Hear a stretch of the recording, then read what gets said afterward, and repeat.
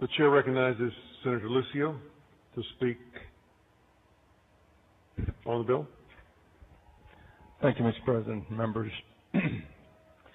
During the first special session, I ran into a group of people that were out in the rotunda, and they said, "Remember, Senator, the eyes of Texas are on us." And I agreed. And lately, the eyes of the nation have been upon us, and I've seen a couple of our colleagues, and they brought a smile to my face because I love these ladies. I love all of you, and I've said that before, unconditionally. But the most important set of eyes on us belong to God. And I'm glad I heard Senator Whitmire tonight talk about God and Senator Patrick. And I really care for that inscription up there, Senator Patrick. In God we trust, right above the President's podium, because it reminds us all of how we got here and why we are here. Members, I would like to have the following statements by Cardinal DiNardo, Houston, Texas, and Dr. David Hardage, Executive Director of the Baptist General Convention of Texas, entered into the record, and I'll read them.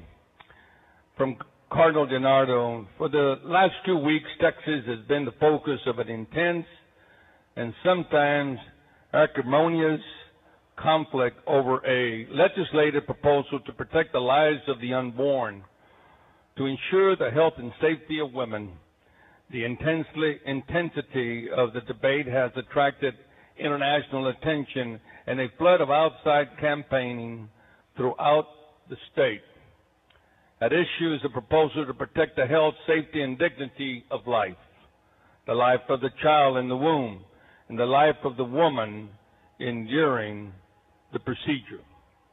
The bill improves facility standards to address abortion complications, requires compliance with FDA, addresses abortion complications, requires compliance with FDA standards for distributing the abortion drug RU486, requires abortion providers to have admitting privileges at nearby hospitals, and prohibits abortion after 5 months of pregnancy when scientific evidence shows babies can feel pain.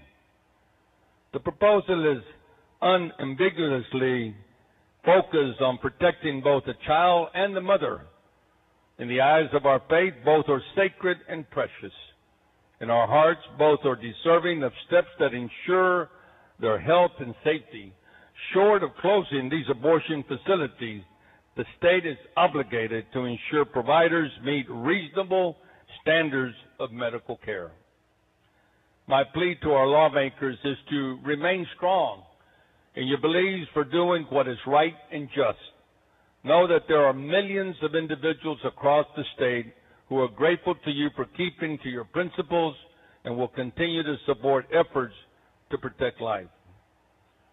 From Dr. David Hardage: with the recent addition of abortion-related legislation to the call of the special session, I write today to remind you of the position of the Baptist General Convention of Texas and urge you careful consideration of bills intent on reducing abortion in Texas. Texas Baptists have had a consistent and clear position regarding the morality of abortion. Abortion is inconsistent with Christian practice and should be avoided. Scripture is clear that each person is created in God's image, and abortion as birth control is not compatible with the call of the gospel to reverence life. Importantly, the biblical narratives teach us to reverence every life involved in a crisis pregnancy, the unborn, the mother, the father, the extended family, the whole of society.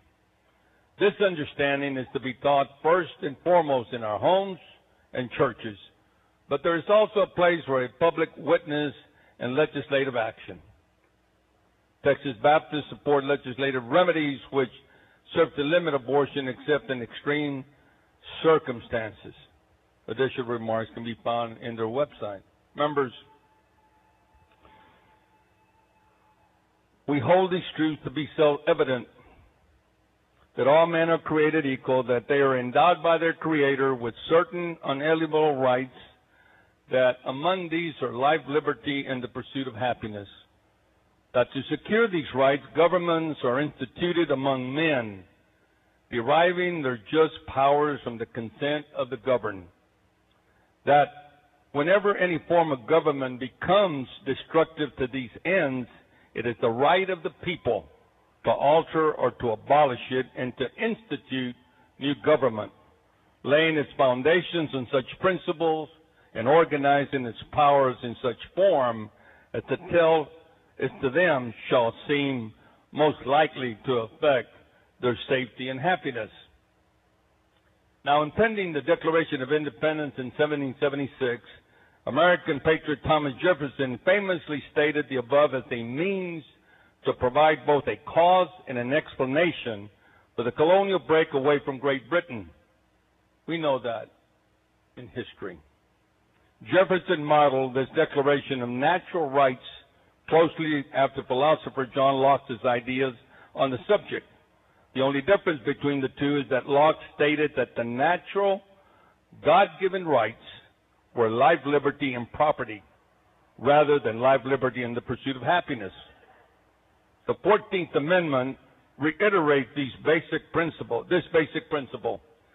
Quote, nor shall any state deprive any person of life, liberty, or property without due process of law, unquote. The question all comes down to when a, quote, person, unquote, becomes a person. To some, lacking the ability to reason proves the, quote, developing mass of tissue, unquote, in the mother's womb should be considered a non-person and thus has no rights. The rights of the true person, the mother takes precedence. Those who support this believe it to be ethical for a parent to take the life of the baby since it isn't a person, as the, quote, unborn, unquote, lack conscious awareness of self. It is this argument, members, that it's used to justify about 1.2 million abortions per year in the United States alone. The reality is what makes us persons is that we are human beings created in God's image. That is the belief that what we think about God. What we think about God is the most important thing about us. I disagree. I feel that what God thinks of us is the most important thing about us. Even if a human never has enough capacity to think about God, he or she is still the object of God's unique creation and care, and therefore possesses personhood. The truth is, God made the heavens and the earth. He also made all living things, including the insects and animals, but he only makes humans in his image. So regardless of size, of the development or size, since we bear God's image, we are precious in a way that other living species are not. A human person is a person, no matter how small. The pro-choice advocates do not want unborn children recognized as a person. Why? The answer goes directly to the heart of Roe versus Wade. To Justice Byron R. White, this unequivocally proved that the Supreme Court made an unconstitutional decision.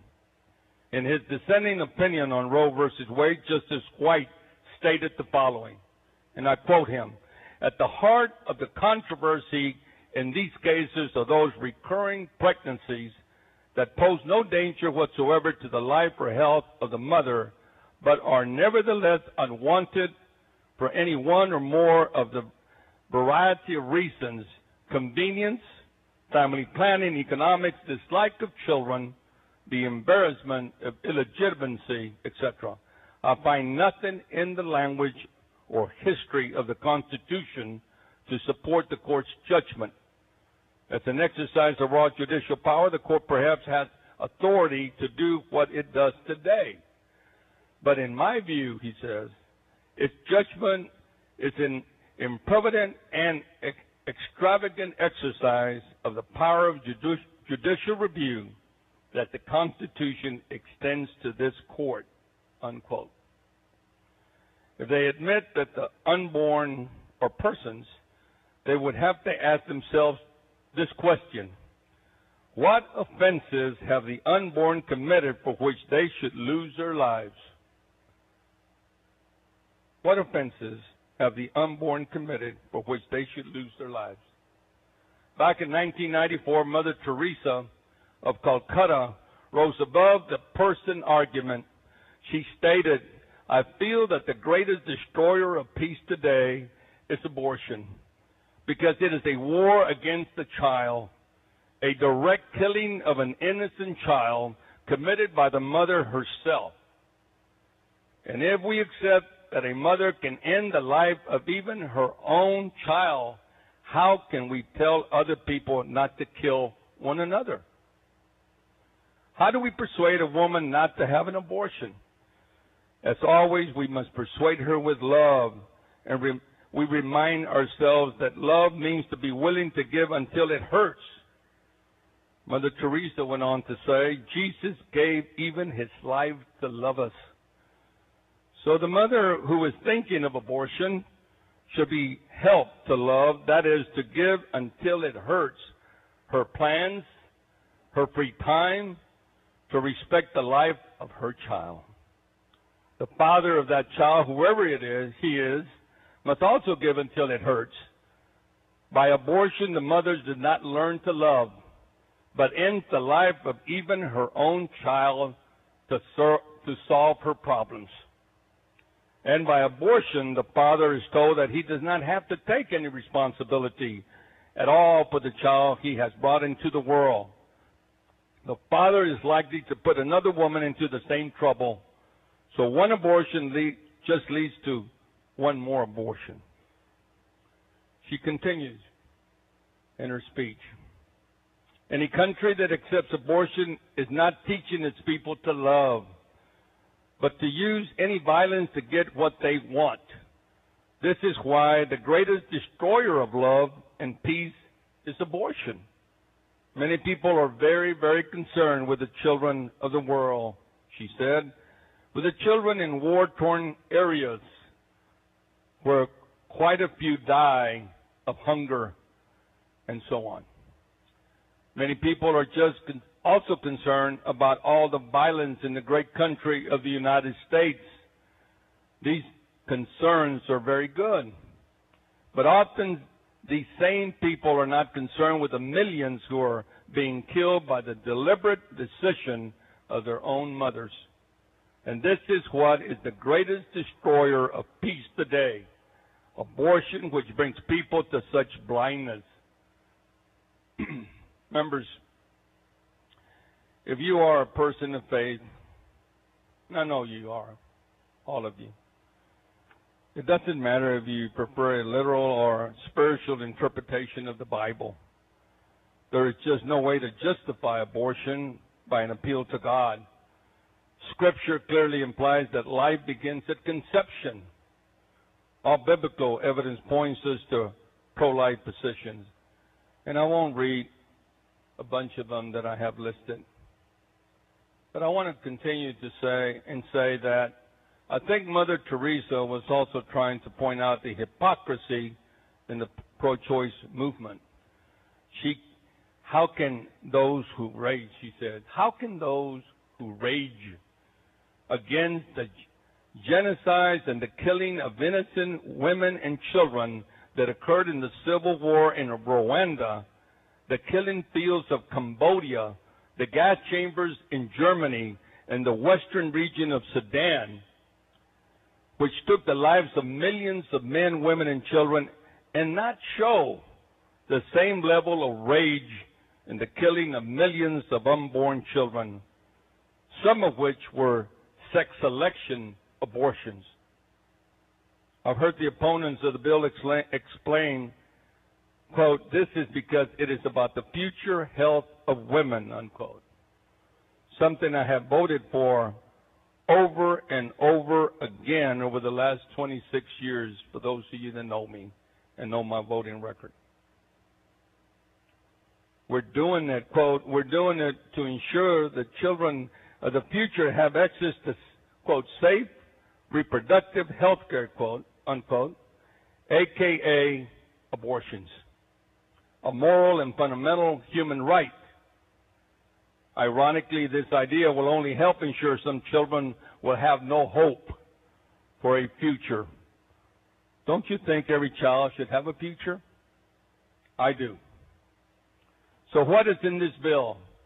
This is what I see. First, it will limit the termination of pregnancy after the 20-week mark. 20 weeks is, of course, an arbitrary mark to draw a line between protected under law and being a lump of cells. The general argument from those who oppose abortion is that it is a point where the unborn obviously feel pain. Viability is a threshold that continues to move earlier in pregnancies, thanks to medical science, and indeed, some children born at 20 weeks have survived. But there's something else that happens at around the 20-week mark, members. The unborn can distinguish sounds. The first sound they will hear is the voice of their mother. In the weeks to come, it will be a soothing and recognizable sound, distinguishable from all the rest. They will respond to it and react to it, to changes in volume and conversation. Much later, they will even be able to recognize tones of voice. But at the 20-week mark, there is only the formless sound. The child cannot understand what she is saying. They cannot detect the difference in tenor when she makes the call and schedules the appointment and takes them from the waiting room into the operating room where they will die. They only recognize it as a mother's voice, full of promise, enveloping them, familiar, reassuring, safe. Secondly, it would have the same effect that House Bill 15 did when it was signed into law in 2003. It will hold abortion clinics to the same standards as hospital-style surgical centers.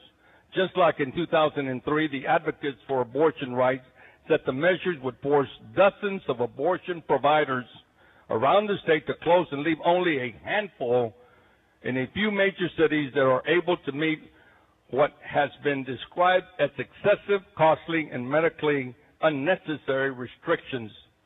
It is true that some would close down if they don't want to continue to provide women's health services like cancer screenings, pregnancy tests, prenatal services, sexual transmitted disease testing, and family planning.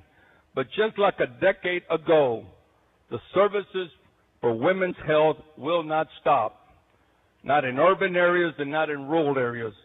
The only clinics that may close are those that only provide, quote, safe reproductive health care, unquote, a.k.a. abortions. In fact, by requiring these facilities to become ambulatory surgical centers, we increase the potential number of locations that can serve Texans in emergency situations. Thirdly, the other provisions are key to the ultimate health of the mother-to-be.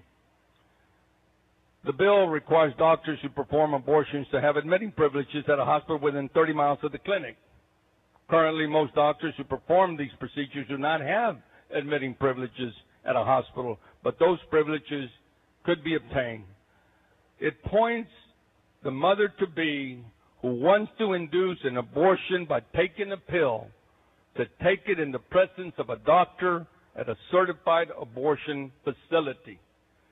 This will also ensure that abortions, quote, remain safe, legal, and rare. We hope, we pray, rare. The reality is that abortion is now better regulated than ever before thanks to bills like this one. Many of the restrictions on abortion rights imposed by past legislatures have had the paradoxical effect in making the practice more safe and therefore acceptable. An effect that pro-choice folks should acknowledge and support. Some people ask, why can't we compromise on the topic of abortion? There is a very simple answer, members. This is an issue about fundamentals, and America is a country of fundamentalists, thanks to our constitutional tradition. For Democrats and Republicans, abortion can never be just about health. It has to be a clash of absolutes, the right to choose versus the right to life. The abortion debate is also responsible for one of the most obvious confusions in the political debate. Most Republicans usually oppose government regulation in the name of free choice. They will fight to have every child born, but then limit the tools needed to help them survive, like food, housing, and health care as they get older. My side of the aisle, the Democrats, is no more coherent. A party that will do anything to protect a woman's right to choose to have an abortion, but will not support her to have the right to choose a school for her child with special needs. Unbelievable. This is not a war on women. This is a war on children. And I want to know where the signs are that read, I stand with Texas women and children. You will not see those signs, and I'll tell you why. The capacity for compromise has disappeared in politics. Sadly, extremism on both sides is the best way to be heard and the best way to win elections. I call this the peacock effect, intentionally standing out, using extreme concepts to attract the most attention. And thanks to avenues like social media and 24 hours news programming, the ability to stand out has gotten easier. The negative effect is the filtering of information to fit an agenda or movement. Sadly, people today literally have all the information they need at their fingertips, yet still rely on talking heads and Twitter users to provide vaguely accurate information to base their opinions on. In effect, this has led many Texans to become disillusioned with the political process, which impacts voter turnout in a very negative way, especially with young voters. We all know voting is one of the most important things that takes place. But I want to say that the capacity of compromise just has disappeared. Many Texans have become disillusioned, and I cannot blame them for that. There exists a large majority of individuals all around Texas who stand up for their beliefs, whether they are Republican or a Democrat. Abortion, to me, is not a partisan issue. There are more pro-life Democrats and pro-choice Republicans around the state that go unheard because they are bullied by partisan activists for simply standing up for their beliefs. Extreme partisanship and uncivil political disclosure is not the best way to accomplish anything in Texas, especially in this chamber. The political platforms built on outlandish claims cause the rhetoric of their extreme politics to quickly become repetitive and stagnant. But people should not underestimate the danger it poses to the next generation. It teaches them that to be taken seriously in politics, a certain level of anger and incivility is required. I do believe we can discuss our differences with order and respect, not by orchestrating a mass protest within the walls of the Senate chamber in an attempt to destroy order and civility. The reality, members, is that this bill will not change the fact that abortions will continue to be legal in the United States. This bill, contrary to what special interest groups may say, will not take away a woman's right to choose to have an abortion. We can all agree that these procedures should be done in the safest way by the best doctor in the safest environment, whether this bill passes or not. So I challenge you to do a simple internet search for the best abortion, quote, the best abortion clinics in Texas, unquote. Or Texas's ranking for abortion clinics, unquote. Or even, quote, Texas abortion clinics reviews. The results you get won't provide you with a comparative information. Instead, you will only see links to regional locations that provide abortions. Why? Could it be that abortions may be the only elective medical procedure which is fully financed by the patient without the aid or provider limitations of health insurance, where the doctor is picked based on the convenient location and not because of their abilities or the level of services provided? I could talk and talk so much about this particular issue, especially because in all my years as a legislature, nothing has meant more to me than improving the quality of life, not only for the people in my district, but the people of our great state.